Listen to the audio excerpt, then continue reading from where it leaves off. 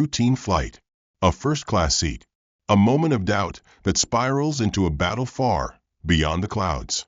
When former Air Force pilot Lauren Parker boards Flight 417, she expects nothing more than a quiet trip. But when subtle prejudice and silent judgment turn into something far more dangerous, she finds herself in the fight of her life. What begins as a simple journey soon unravels into a high-stakes conspiracy, a test of leadership, and a fight for survival at 35,000 feet.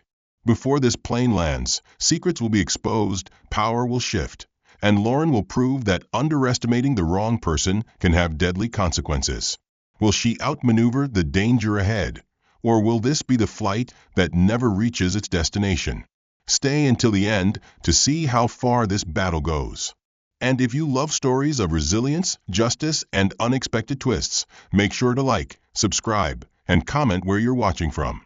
Now let's begin. How do you know when someone underestimates you? Is it the way they glance at you before looking away? The hesitation in their voice when they speak to you? Or is it the smug certainty in their eyes that tells you they think they're better, smarter, more capable? Lauren Parker had seen it all. She wasn't just a passenger on this flight.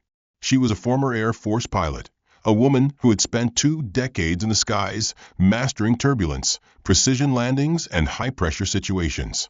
But as she stepped onto Flight 417 from Los Angeles to Tokyo, she wasn't greeted with admiration or respect. Instead, she was met with the subtle, familiar doubt she had encountered too many times before. The first-class cabin was quiet, bathed in warm ambient lighting. She adjusted the strap of her leather duffel bag and moved towards seat 1A. As she settled in, she noticed the quick side glances from the businessman across the aisle. His expensive suit and silver cufflinks gleamed under the dim cabin lights. He offered her a brief, dismissive nod before returning to his tablet. A moment later, a middle-aged couple took their seats in 1B and 1C. The husband leaned toward his wife, speaking in hushed tones. Lauren wasn't trying to listen, but some words had a way of carrying, especially when people assumed you wouldn't understand them. Maybe she got upgraded, the man muttered. Lauren exhaled slowly, turning her attention to the window. She had spent years learning to ignore comments like that. Let it go. The cabin door was still open when Captain William Hayes entered, making his way toward the cockpit. He was tall, with neatly combed gray hair and a polished uniform. Hayes had the presence of someone used to being in charge. His voice carried an easy authority as he exchanged polite words with a flight attendant. Then he saw her. For a fraction of a second, his expression shifted, not surprise, not recognition, but something close to irritation. It was subtle, barely perceptible, but Lauren caught it. Plot twist number 1. They knew each other. Not as friends. Not as allies. Lauren had served alongside Hayes in the Air Force. He was once her superior, a seasoned pilot who had made it clear that he never believed women belonged in combat aviation. Their paths had crossed during training exercises, and she had beaten him badly. She had outmaneuvered him in an air-to-air drill, and he had never quite let it go. Hayes quickly masked his reaction and moved toward the cockpit. Lauren watched him disappear behind the reinforced door, her fingers unconsciously tightening around the armrest. Was it just a coincidence that she had ended up on his flight? Or was tonight about to become more complicated than she had anticipated? The plane taxied onto the runway, the engines roaring to life. The flight attendant, a young woman with auburn hair tied into a neat bun, went through the safety demonstration. Lauren barely listened. Instead, she focused on the subtle vibrations of the aircraft, the way the flaps adjusted, the slight delay in the thrust response. She could read an airplane the way others read a book. As the plane lifted into the night sky, Lauren let out a breath, leaning back into her seat. 12 hours to Tokyo. She just had to sit back and enjoy the ride. Or so she thought. Half an hour into the flight, she sensed it. A shift. The engines sounded fine. The cabin was quiet. But her instincts prickled. Something was off. Then, the first jolt hit. Not turbulence. Something deeper. A vibration that didn't belong. The businessman across the aisle looked up, brows furrowed. Lauren's pulse quickened. She knew that sound. It was subtle but unmistakable, the kind of vibration that came when a plane's systems weren't responding the way they should. A second later, the lights flickered. Not for long, just a heartbeat. But it was enough. Lauren sat up straighter. She glanced toward the cockpit door. No announcement. No reassurance from the pilots. That was the first real warning sign. Something was wrong. And she was the only one who seemed to realize it. Lauren's instincts were razor-sharp. Something was off. The brief flicker of cabin lights and the subtle but unmistakable vibration in the aircraft weren't just coincidences.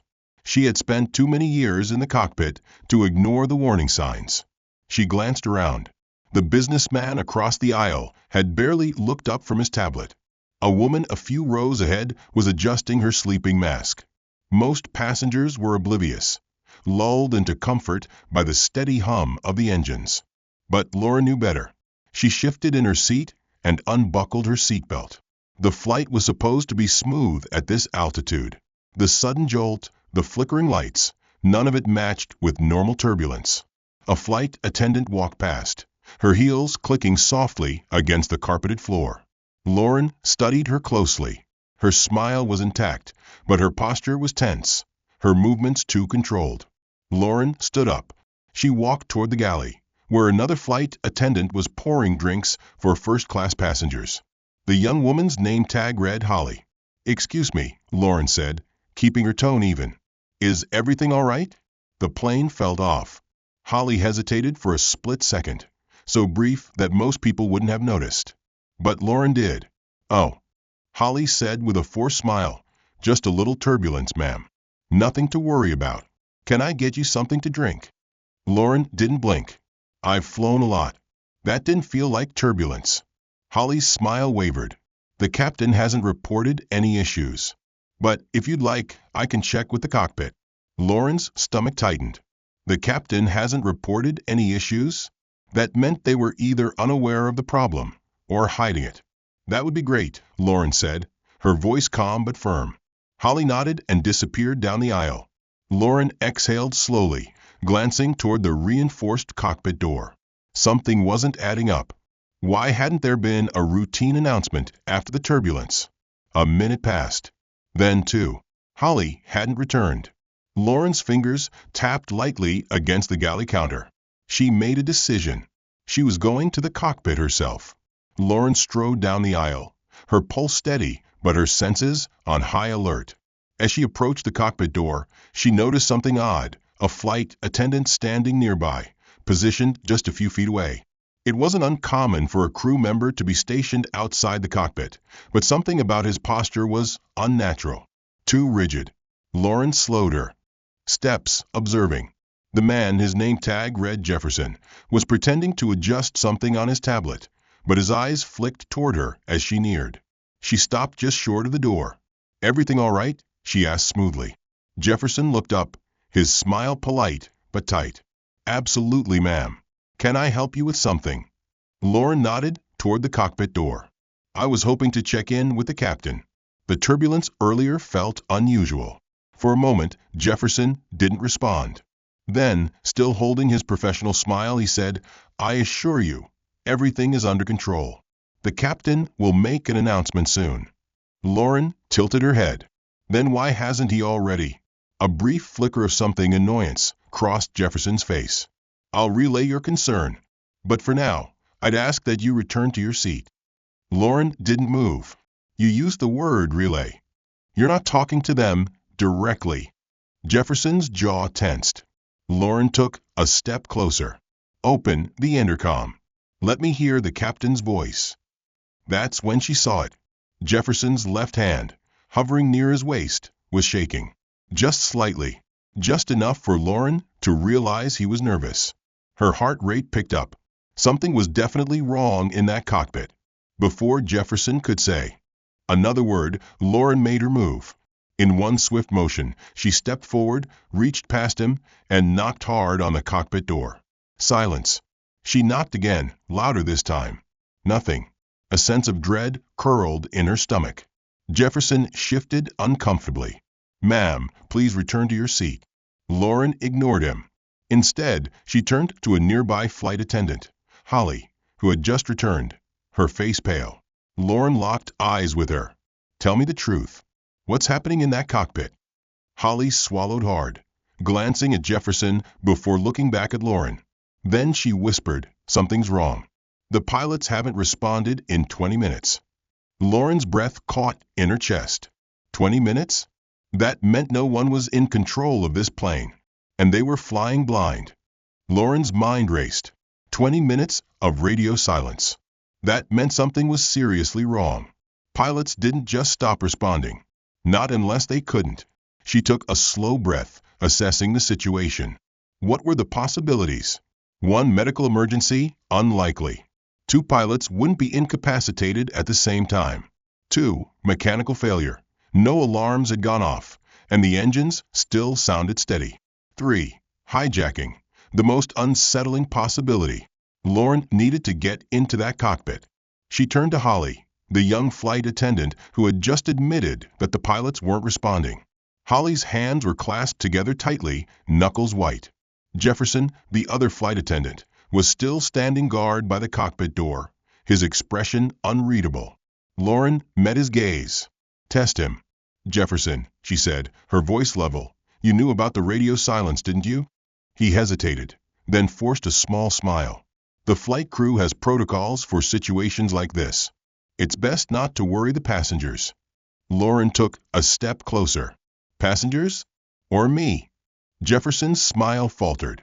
He was hiding something. Lauren glanced toward the cockpit door. Reinforced. Nearly impossible to open without clearance. The only people with the access code were the pilots. And she turned sharply toward Holly. "Who else has cockpit access?" Holly hesitated, eyes flicking between Jefferson and Lauren. "The captain, first officer, and the purser has an emergency override code. But it only works in specific situations." Lauren narrowed her eyes. "Where's the purser?" Another beat of hesitation. "He's in the back." Lauren exhaled sharply. She needed that override code. "Fine," she said. "Take me to him." Lauren followed Holly down the narrow aisle toward the rear of the plane. As they passed through business class, a few passengers turned their heads, sensing something off. She ignored them. Time was running out. They reached the galley at the back, where the purser, Robert Young, was standing near the service cart, fidgeting with a tablet. He was in his mid-50s, with neatly combed hair and a calm but authoritative demeanor. Lauren got straight to the point. "I need the emergency override code for the cockpit. Now." Robert blinked. "Excuse me. The pilots haven't responded for 20 minutes. We need to get inside." Robert's expression didn't change. He simply closed his tablet and folded his arms. "If there's a problem," he said smoothly, "the captain will make an announcement." Lauren clenched. Her jaw. "He knows." "Listen," she said, stepping closer, lowering her voice. "I flew for the Air Force for 20 years. I know when a flight crew is in trouble. If we don't get into that cockpit, this entire plane is at risk. So either you give me that code, or I will find another way in." Robert didn't move. For a long moment, the only sound was the faint hum of the engines. Then finally he exhaled. "There is no code." Lauren's stomach dropped. "What?" Robert shook his head. The system was updated. The override function was disabled on this aircraft model last year. No one can open that door except the pilots. Lauren's pulse pounded in her ears. No override. No way in. And if the pilots were unconscious, or worse, Holly let out a small, frightened gasp. So what do we do?" Lauren looked at her, then at Robert. "We find another way." Lauren marched back toward first class, her mind racing through every possibility. If they couldn't open the cockpit door manually, they had one last option: contact air traffic control and hope for guidance. She turned to Jefferson, who was still stationed near the door. "Has the flight crew attempted to contact ground control?" Jefferson hesitated. Lauren pushed past him. She spotted a flight phone near the galley. Snatching it up, she quickly dialed the emergency frequency. Static. She tried again. Nothing. Lauren's stomach twisted. The plane's communications were dead. Plot twist number 1. Someone had cut off all external contact. She set the phone down carefully. She could feel Jefferson watching her, his breathing uneven. She turned to him. "Tell me the truth. What the hell is happening on this plane?" Jefferson's lips parted, but before he could answer, the plane suddenly lurched. A sharp, unexpected drop. Screams erupted from the cabin as passengers were jerked against their seats. Drink carts rattled violently. Overhead compartments creaked. Lauren grabbed onto a seat to steady herself. The plane leveled out again after a few agonizing seconds, but the damage was done. People were panicking now. A baby wailed. A man was yelling something about turbulence. A woman clutched her husband's arm, her face pale. Lauren knew better. That wasn't turbulence. That was a forced maneuver. Someone inside the cockpit had just deliberately changed their altitude. But if the pilots weren't responding, then who was flying the plane? Her blood ran cold.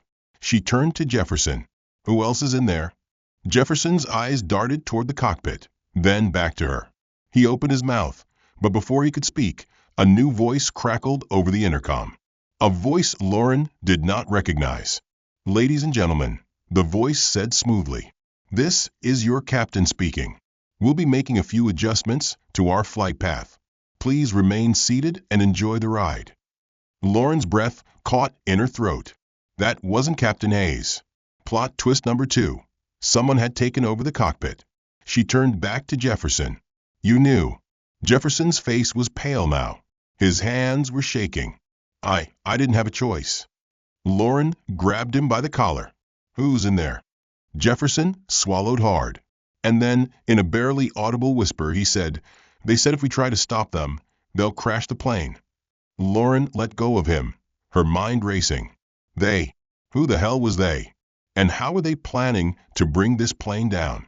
She only knew one thing for sure. If she didn't act fast, none of them would be landing in Tokyo. Lauren's mind raced. Every second counted. The plane was in the hands of an unknown hijacker. The pilots were either incapacitated or worse, and there was no way to contact ground control. She turned back to Jefferson, who was still shaking from his confession. "They said if we try to stop them, they'll crash the plane." Lauren grabbed his arm. "Who are they?" Jefferson swallowed hard. "I don't know. I was just told to stay put and not interfere." Lauren studied his face. He was terrified, but she couldn't tell if it was fear of the hijackers or fear of what would happen if she made a move. She exhaled sharply. No more waiting. No more questions. "I need access to that cockpit," she said, her voice low and firm. Now, the cockpit door was designed to withstand force.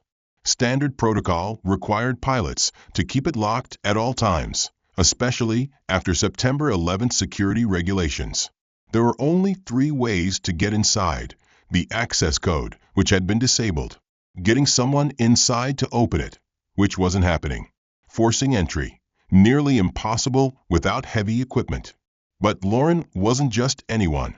She had broken into reinforced cabins before, during emergency drills in the military. And she knew one crucial weakness: the hinges.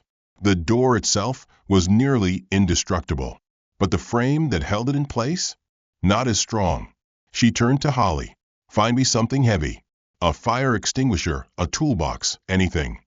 Holly nodded and rushed toward the back of the plane. Lauren faced Jefferson. "You're going to help me." His eyes widened. "If they find out, if we don't do something, we're all dead," she cut in. "Help me now or get out of my way." Jefferson hesitated, then gave a shaky nod. Within minutes, Holly returned, carrying a fire extinguisher. She handed it to Lauren with trembling hands. "This is the best I could find." Lauren weighed it in her grip. It would have to do. She motioned for Jefferson to step back, then took a steadying breath. "One shot. Make it count." She raised the extinguisher high and swung it with full force at the lower hinge of the cockpit door. The metal clanged, but the hinge held. Lauren gritted her teeth and swung again. Bam! A dent. Bam! A crack formed near the edge. She adjusted her grip and slammed the extinguisher directly at the doorframe, where the structure was weakest. Bam! Bam! Bam! With a sharp snap, the lower hinge gave way. Lauren exhaled, her muscles burning. One down. One more to go. Before she could swing again, the intercom crackled to life. "Ladies and gentlemen," the unfamiliar voice spoke again, calm but firm. "We've noticed some disturbances outside the cockpit. We strongly advise that you remain in your seats." Lauren froze. We wouldn't want to do anything drastic. Silence filled the cabin. A heavy, suffocating silence. Lauren's grip on the extinguisher tightened. They knew. She turned to Jefferson. "Do they have weapons?" He hesitated, then nodded slowly. "Yes." Lauren's jaw clenched. This just got more complicated. If she kept trying to break down the door, the hijackers might retaliate against the passengers. Lauren needed a distraction. She turned to Holly. "We need to stage an emergency." Holly's brows furrowed. "What kind of emergency?" Lauren thought fast. Then it hit her. A fire. Holly's eyes widened. "You want to start a fire?" "Not a real one," Lauren clarified. "Just enough smoke to make them think the plane is in danger." Jefferson caught on. "If they think something is seriously wrong, they might have to open the cockpit themselves." Lauren nodded. "Exactly." Lauren and Holly worked fast. They grabbed alcohol wipes, napkins, and a lighter from a galley. Lauren quickly tore the wipes into pieces and soaked them in alcohol. Then she turned to the lavatory near the cockpit. "Everyone stay back," she warned. She placed the soaked napkins inside a metal trash bin, then flicked the lighter. A small flame caught, and within seconds, thick smoke billowed out. Alarms blared. Passengers gasped. Lauren turned to Jefferson. "Now we wait." Minutes passed. Then a click. The cockpit door unlocked. Lauren acted instantly. She dropped low, preparing for a potential attack. The door creaked open, and a man stepped out, coughing against the smoke. Lauren didn't hesitate. She lunged. She slammed into the hijacker, knocking him backward into the cockpit. He shouted in surprise, reaching for something, a gun, but Lauren grabbed his wrist, twisting hard. The gun clattered to the floor. Lauren kicked it away and threw a punch to his jaw, knocking him unconscious. Then she turned to the cockpit, and her stomach dropped. Plot twist. Captain Hayes was slumped over the controls, unconscious.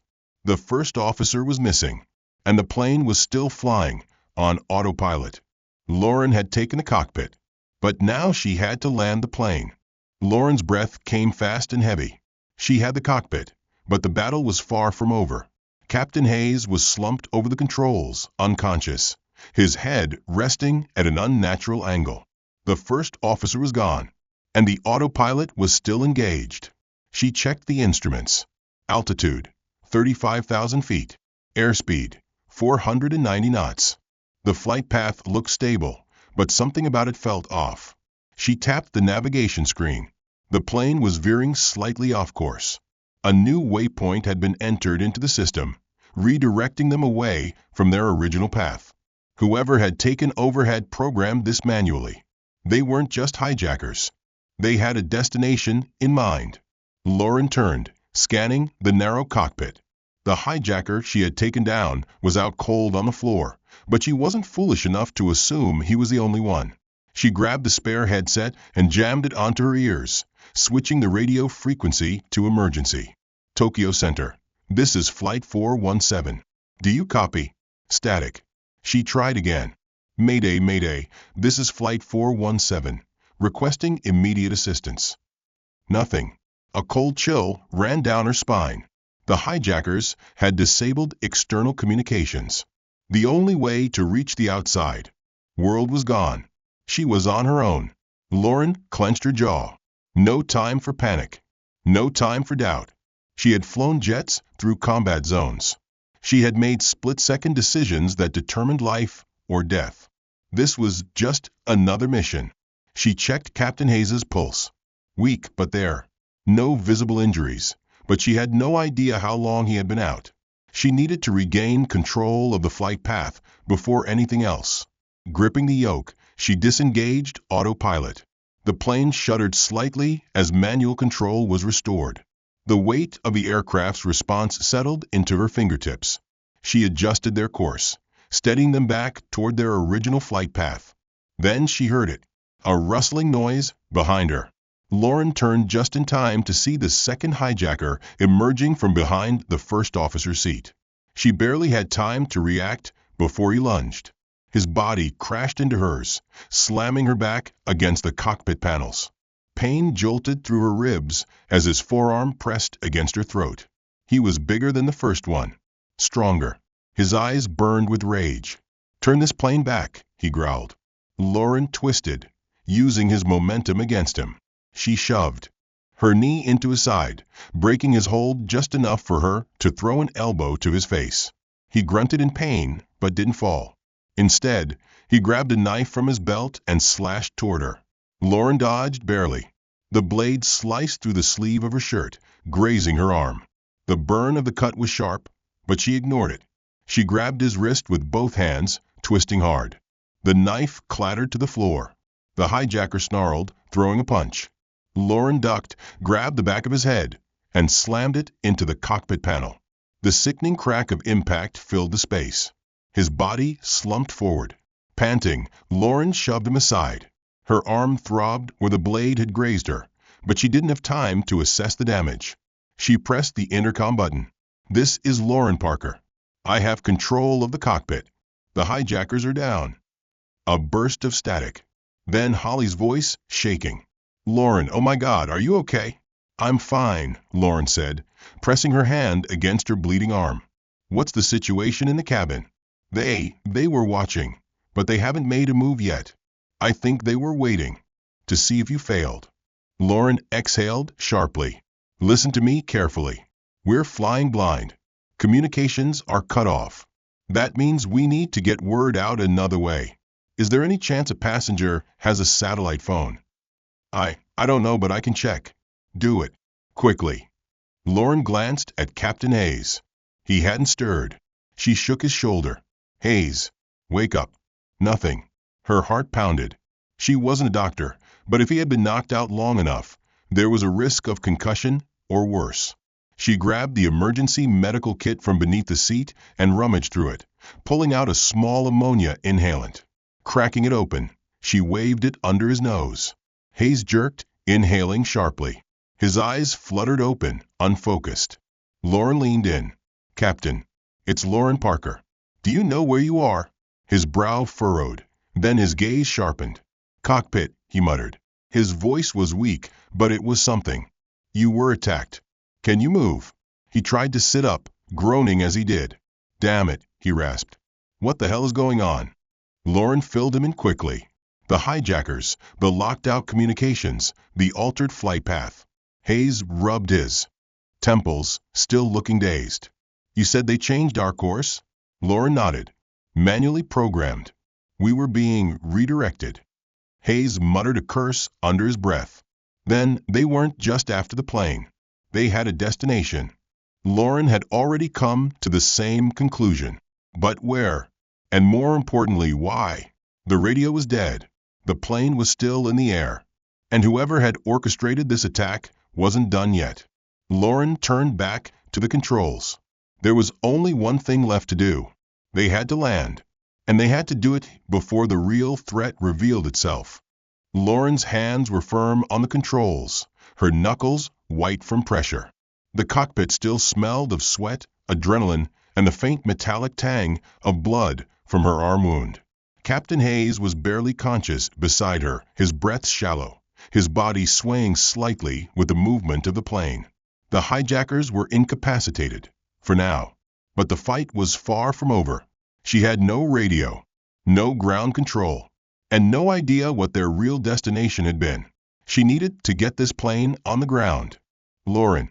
Holly's voice crackled weakly through the intercom. "I'm here," she responded, scanning the cockpit instruments. "We found a passenger with a satellite phone," Holly said, her voice breathless. "We're trying to reach air traffic control now." Lauren's chest loosened slightly. That was their lifeline. "Good. Tell them we're diverting. I'm looking for the nearest landing site now." She flipped through the navigation display, eyes darting over potential emergency landing zones. Too far. Too far. Mountains. Water. Nothing. Then there. A small, isolated airstrip, most likely a military auxiliary field. The coordinates flashed on the screen. 200 miles out. It would be tight. Too tight. Lauren. Holly again. The passenger reached Tokyo Center. They're trying to redirect a military escort to assist. That was something, but it wouldn't get the plane down safely. Lauren exhaled sharply. Tell them I'm diverting to an auxiliary field at these coordinates. She rattled them off quickly. We're going to need emergency ground support.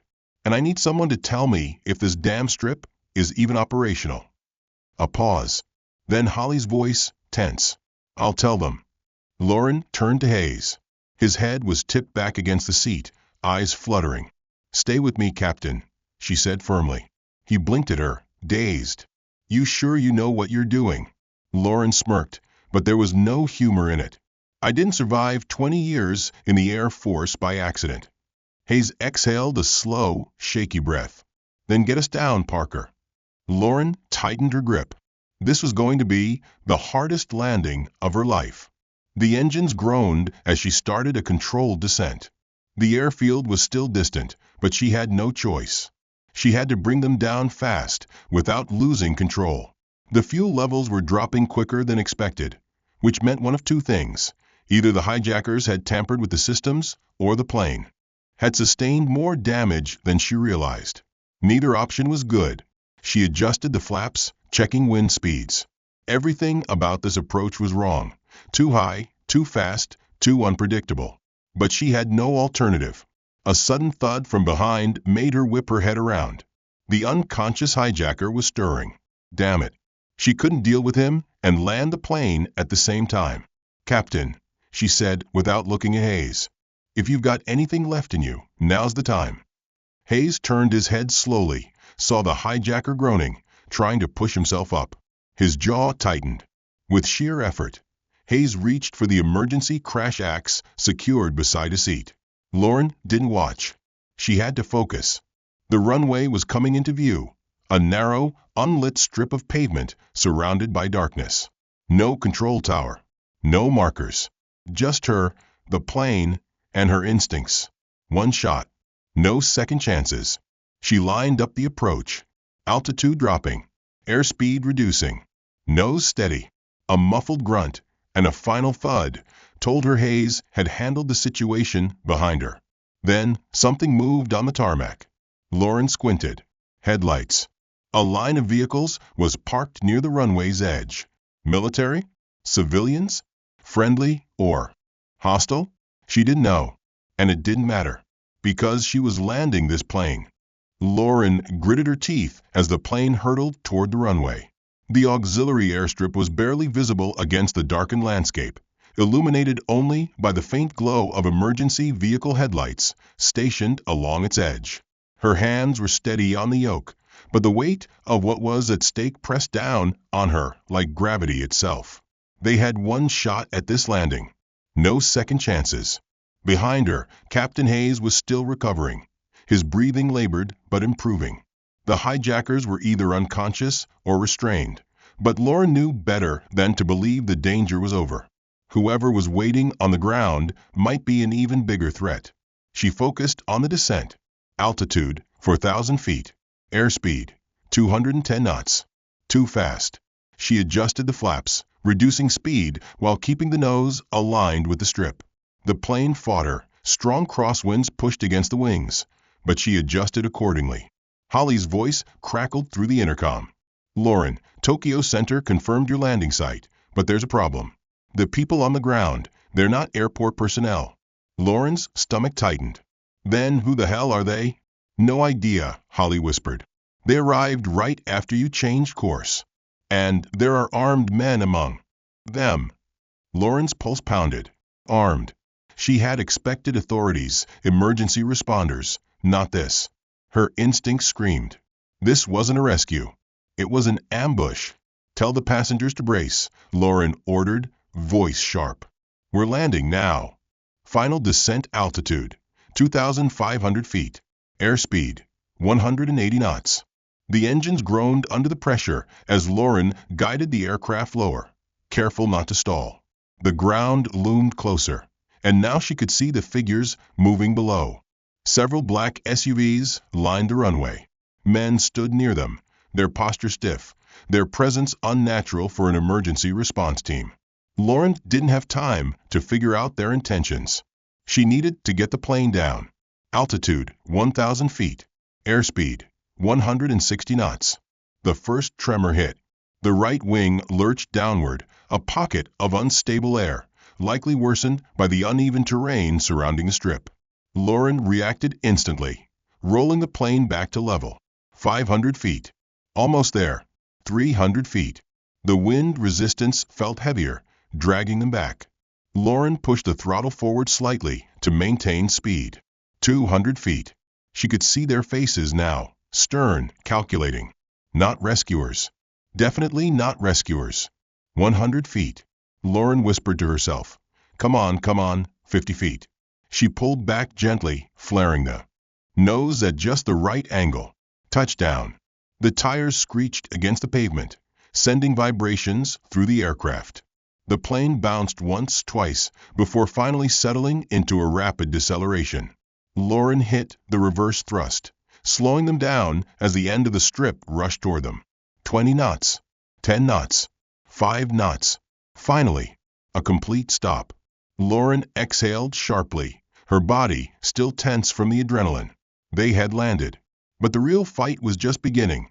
The welcome party Holly's panic voice came through the intercom. Lauren, they're coming. Lauren peered through the cockpit window. The black SUVs were already moving, speeding toward them across the airstrip. Hayes coughed behind her, finally stirring. Who the hell are they? Lauren didn't take her eyes off the approaching convoy. We're about to find out. She unbuckled and grabbed the first aid kit, tossing it toward him. Patch yourself up. We're going to need you on your feet. Hayes groaned, sitting upright with effort. You always this bossy? Only when I'm trying to keep us alive. She swung the cockpit door open, striding down the aisle. Passengers were whispering in hushed fear, some gripping their armrests. A few were praying. Others were on their phones, desperate for answers. Lauren spotted Jefferson, the flight attendant who had been reluctant to help, standing near the galley, his expression pale.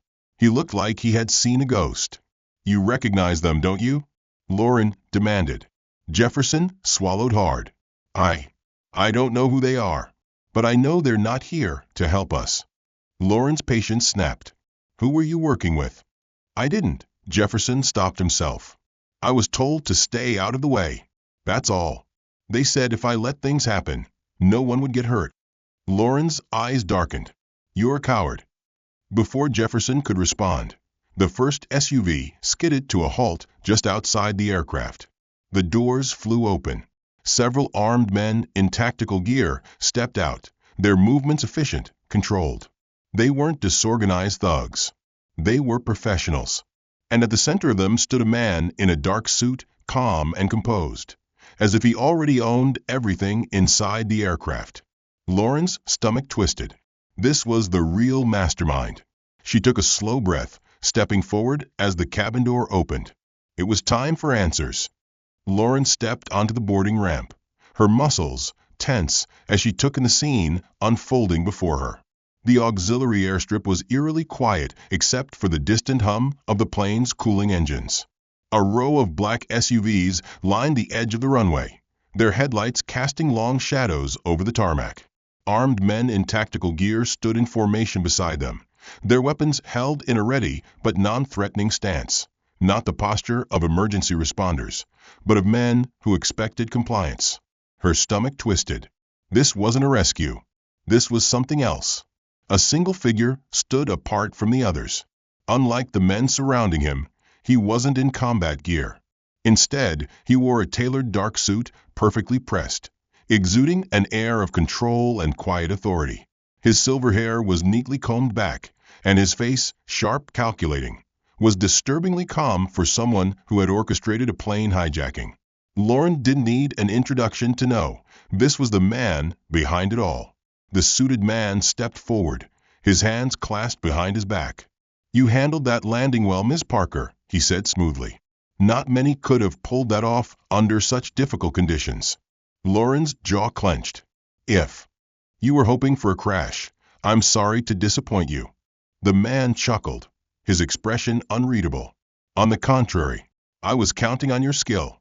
Lauren's pulse quickened. He knew who she was. She glanced over her shoulder. Hayes was stepping out of the cockpit, his movements stiff but determined. His uniform was stained with sweat and blood. Whether from his injuries or the earlier fight in the cockpit, she wasn't sure. His gaze hardened the moment he saw the man in the suit. Grayson, Hayes muttered, his voice dripping with contempt. Lauren's head snapped toward him. You know him? Grayson offered Hayes a thin smile. Captain Hayes and I have crossed paths before. Yeah, Hayes spat. Last time I saw you, you were trying to cover up an international arms deal gone wrong. Lauren's stomach dropped. This wasn't just some random terrorist attack. She turned back to Grayson, her muscles coiled. This whole thing, hijacking a commercial flight, knocking out communications, rerouting us to an abandoned airstrip. What the hell was the end game? Grayson tilted his head slightly. Control, Ms. Parker. Control of information. Control of outcomes. His gaze flicked toward Hayes. And, of course, tying up loose ends. Lauren's mind raced. This wasn't about the plane. It was about who was on it. She glanced at Hayes, realization dawning. This was never about a ransom or a statement. They were after you. Hayes' expression darkened. Not just me. He looked toward the plane, his face tight. There's a man in business class, Elliot Dawson, former intelligence officer. He's been a whistleblower against government corruption for years. If Grayson wanted him silenced, taking down this flight would have been a convenient way to do it. Lauren's blood ran cold. They had nearly crashed this plane just to eliminate one target. She turned to Grayson, fury bubbling beneath her skin. You put hundreds of lives at risk for one man. Grayson's smile didn't falter. I assure you, if you hadn't intervened, the plan would have been much cleaner. A simple malfunction over the ocean. No survivors. No questions. Lauren's fists clenched. This wasn't just corruption. This was mass murder, calculated and cold-blooded. One of the armed men took a step forward. Sir, we need to secure the targets before authorities arrive. Lauren's heart pounded. Authorities were coming. Tokyo Center had relayed their emergency landing. Help was on the way, but would it be fast enough? She needed to stall. Lauren let out a slow breath, straightening her stance. You went through a hell of a lot of trouble to get rid of a whistleblower, Grayson. Why not just kill him before the flight? Grayson sighed, almost as if she had disappointed him. Come now, Ms. Parker. You of all people should understand. A man like Dawson, he had insurance. Information stashed away, set to release in the event of his untimely demise. We needed time to extract those fail-safes. And what better way than to isolate him in a disaster scenario? Lauren swallowed back the bile rising in her throat. This was bigger than she had thought. She glanced at the armed men surrounding them. Too many to fight head-on. She needed a plan. Fast. Behind her, she could hear the murmurs of passengers peering through the cabin windows, fear thick in the air. They were watching her, waiting, hoping. She wasn't about to let them down. She looked at Hayes. You got any fight left in you, Captain? Hayes exhaled sharply. You better believe it. She turned back to Grayson. You made one mistake. Grayson raised an eyebrow, amused. And what's that? Lauren's lips curled into a dangerous smirk. You assumed I would let you walk away from this. The sharp crack of a gunshot split the air. Lauren barely had time to react before one of the armed men dropped, a bullet straight through his leg. Chaos erupted. A second shot rang out. Hayes had grabbed the downed hijacker's weapon and fired at another guard. Lauren lunged, grabbing a sidearm from the fallen man just as gunfire exploded around them. Passengers screamed inside the plane. The sound of metal hitting metal filled the night. Grayson had already begun backing toward the SUVs, barking orders to his men. Lauren dove for cover behind a cargo crate, heart pounding. She couldn't let him escape. She turned to Hayes. Can you hold them off? Hayes gritted his teeth, firing another shot. Long enough for you to stop him. Lauren didn't need any more convincing. She broke into a sprint, dodging between parked vehicles, gunfire whizzing past her ears. Grayson had reached the nearest SUV, yanking open the door. Not today. Lauren threw herself forward, slamming into him just as he tried to climb in. They hit the ground hard, Grayson grunting as her elbow dug into his chest. He swung at her, but Lauren blocked the strike, twisting his arm behind his back. He let out a sharp hiss of pain. "Tell me," she snarled into his ear. "Who else is involved in this?" Grayson's lip curled. "You think this ends with me?" Lauren yanked him up by the collar, shoving him against the SUV. "I think you're going to prison for a very long time." He laughed. "You're naive, Parker. People like me don't go to prison. We own the system." Lauren's grip tightened. Not anymore. The roar of helicopters suddenly filled the night. Lauren looked up to see military choppers descending fast, floodlights illuminating the tarmac. Grayson froze. For the first time since she had met him, he looked afraid. Hayes limped toward them, his weapon still raised. "Looks like your time's up, Grayson." The tactical team moved in, surrounding the remaining armed men. Lauren stepped back, watching as Grayson was forced to his knees, his wrists zip-tied behind his back. She exhaled. It was over.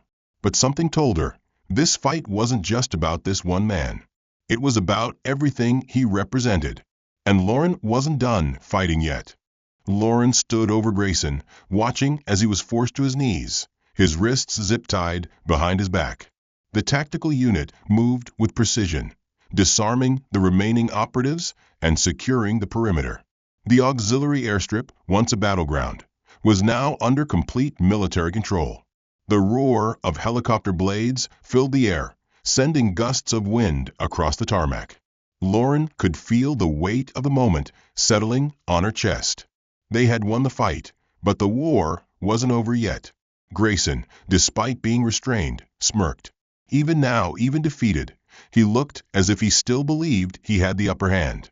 His crisp suit was rumpled, but his arrogance remained intact. "You think this changes anything?" he said, voice smooth and unshaken. "You think men like me go to prison?" Lauren crouched in front of him, locking eyes with him. "Not only are you going to prison," she said, voice cold, "but I'm going to make sure the entire world knows exactly who you are and what you did." Grayson laughed. "Who do you think runs the system, Parker? Who do you think controls the flow of information? This will be buried before the sun comes up." Lauren clenched. Her jaw. Not this time. Behind her, Hayes limped forward, his uniform still stained with blood and sweat. He looked worse for wear, but his eyes burned with renewed purpose. "We need to secure Dawson," Hayes muttered.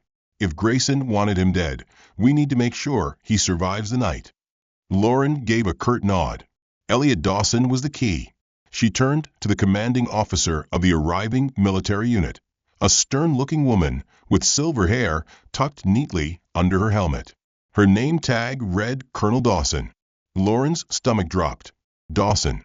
Lauren narrowed her eyes. "You're related to Elliot Dawson, aren't you?" The colonel's expression didn't shift, but there was a flicker of something in her gaze. "He's my brother," she confirmed. "And if Grayson went through all this trouble to kill him, I'd like to know why." Lauren exhaled. This was it, the moment that would decide whether this conspiracy was truly exposed or swept under the rug. "Then we need to move, now." Lauren, Hayes, and Colonel Dawson moved toward the plane. Inside, passengers were still shaken, some clutching their loved ones, others frantically texting or calling on their phones. The tension was thick, the weight of what had nearly happened settling in.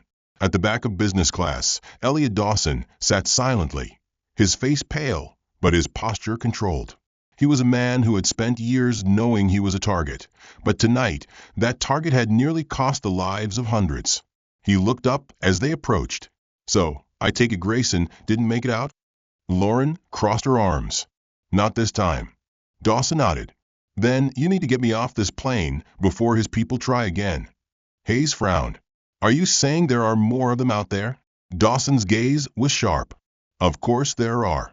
You think an operation like this happens without serious backing?" Lauren's pulse quickened. It wasn't just Grayson. There were others. She turned to Colonel Dawson. "Can you get him to a secure facility?" The colonel nodded. "I'll personally escort him to an undisclosed location. But you need to make sure Grayson doesn't walk away from this. If he does, this whole thing disappears." Lauren's fists clenched. "I'll handle it." Outside, Grayson was being loaded into an armored vehicle, flanked by military personnel. Lauren stormed toward him, blocking his path before they could take him away. He raised an eyebrow. "Having trouble letting go, Parker?" Lauren leaned in, voice low but lethal. "You said this would be buried. That people like you don't go to prison. But I know you're kind, Grayson. You don't just protect yourselves, you protect the people above you. The ones even more powerful than you." Grayson's smirk faltered, just slightly. Lauren saw it. The flicker of fear. She stepped closer. "So here's what's going to happen. You're going to talk. You're going to name every single person involved in this operation. And in return, maybe, just maybe, you won't disappear off the grid like all the people you've silenced." Grayson's jaw tensed. He knew she wasn't bluffing. He let out a slow exhale, then finally said, "Get me a deal." Lauren smiled, knowing she had him. The battle was over. But the war against the system? It had just begun. The sun had barely begun to rise, casting a dim golden glow over the auxiliary airstrip. The chaos of the previous night had settled into a tense calm. Military personnel secured the area, detaining the last of Grayson's operatives. The passengers had been moved to safety, their terrified whispers gradually fading into exhausted relief.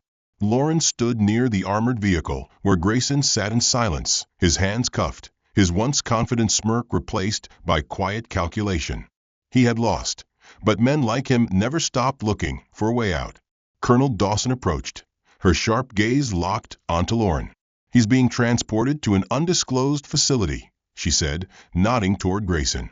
"With the evidence we've collected, flight data, recorded communications, passenger testimonies, he won't be walking away from this." Lauren wasn't satisfied yet. And what about the people above him? He wasn't acting alone. Dawson exhaled. "Interrogation will take care of that.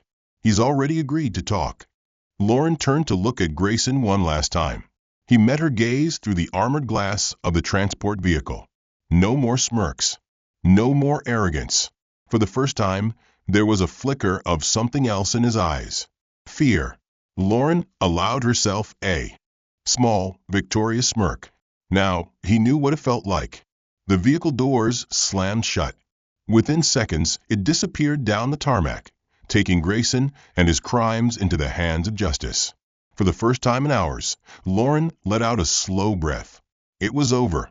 Lauren turned to find Hayes leaning against the side of the plane, his arms crossed. He looked tired. Hell, they both did, but there was something different in his expression. Not just exhaustion, reflection. Lauren stepped up beside him. "So," she said, "still think I don't belong in first class?" Hayes let out a low chuckle, shaking his head. "I was an ass." Lauren raised an eyebrow. "You're just realizing that now." He sighed, rubbing a hand down his face. "I've spent my whole career thinking experience, and authority meant the same thing. That rank and reputation were everything. But last night I watched you take control of an impossible situation, and I realized," he hesitated, "you didn't need anyone's permission to lead. You just did it." Lauren crossed her arms. "Yeah, well, it's not the first time I've had to prove myself." Hayes nodded slowly. He understood now. "I won't make that mistake again," he said. Then, after a pause, he looked at her. Genuine this time. "You saved my life, Parker. You saved all of us. I won't forget that." Lauren studied him for a moment before finally nodding. "Good," she said simply. "Because next time someone like me walks onto your flight, I expect a little more respect." Hayes smirked. "Next time someone like you walks onto my flight, I'm letting you fly the damn plane." Lauren chuckled, shaking her head. But she could hear the truth behind the joke. He meant it. Hours later, the passengers were being transported to Tokyo, their nightmare finally behind them. Lauren stood near the edge of the airstrip, watching as the last of the military teams packed up. Holly, the young flight attendant who had stood by her side throughout the ordeal, approached hesitantly. "I wanted to say thank you," Holly said, her voice sincere. "I don't know what would have happened if you hadn't been on that flight." Lauren gave her a small smile. "You were braver than you think. You held your ground when it mattered. That's not something everyone can do." Holly exhaled, as if finally allowing herself to process everything. Then, she grinned. "Still, next time I fly, I'd prefer it be boring." Lauren laughed. "Yeah, me too." She slung her bag over her shoulder and turned toward the waiting military transport that would take her the rest of the way to Tokyo. Before she stepped inside, she glanced back one last time. The sky was clearing. The storm had passed. Lauren had spent years fighting to be seen, to be respected, to prove she belonged. But today, she didn't need to prove anything to anyone. She had already won. No one would ever doubt her again. A month later, the headlines broke worldwide. High-ranking government official exposed in attempted plane hijacking. Flight 417. The whistleblower conspiracy that nearly ended in disaster. Former Air Force pilot thwarts mass murder at 35,000 feet. Grayson's name and crimes were everywhere. He had tried to erase one man's truth, but instead, his own lies were exposed to the world. Lauren sat in a quiet airport lounge, watching the news unfold. Her name was mentioned, but she didn't need the recognition. She didn't do this for headlines. She did it because it was right. As she boarded her next flight, a familiar voice called after her. "Ms. Parker." She turned. A young pilot stood there, nervous but excited. "I just wanted to say, I read about what happened. You're a damn inspiration." Lauren smiled, nodding once before stepping onto the plane. This time, no one questioned her seat in first class. She belonged wherever the hell she wanted to be. And now everyone knew it. The end. If you enjoyed this story, don't forget to support us. Subscribe so you won't miss more thrilling stories, and comment below to let us know where you're watching from. What are your thoughts on prejudice and justice after reading this story? Which moment of Lauren's fight to take back the plane impressed you the most? If you were in Lauren's situation, what would you have done? Drop your thoughts in the comments. We'd love to hear from you.